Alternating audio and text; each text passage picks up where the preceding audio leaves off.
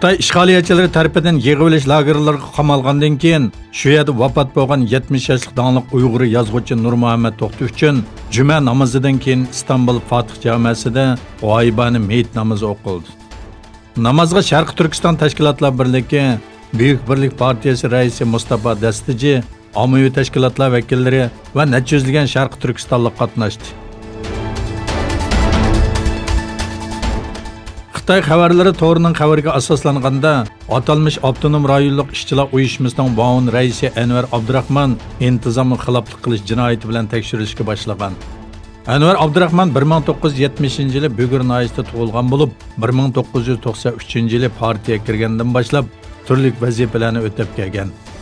2015-yildan boshlab atalmış avtonom rayonlik ishchilar uyushmasining muavin raisi bo'lgan.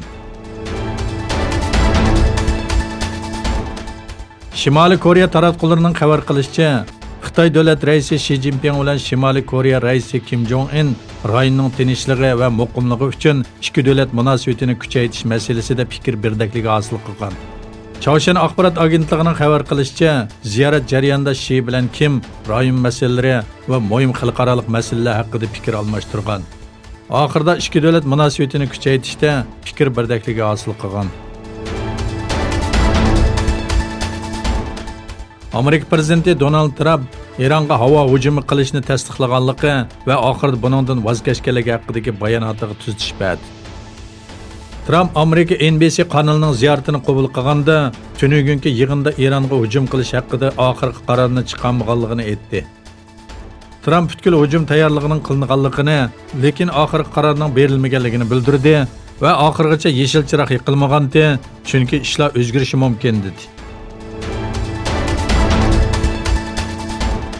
Eron va Amerika orasida yuz bergan odamsiz aeroplan masalasidan keyin Hindiston, Oman va Fars qultuqlariga ikki urush aeroplani avatdi. Hindiston dengiz armiyasining bayonotida Hindistonning Oman va Fars qultuqidan o'tgan Hindiston bayrog'i bor paraxotlarning bexatarligini kapolatga ega qilish uchun urush paraxotlari avatliganligi bildirildi.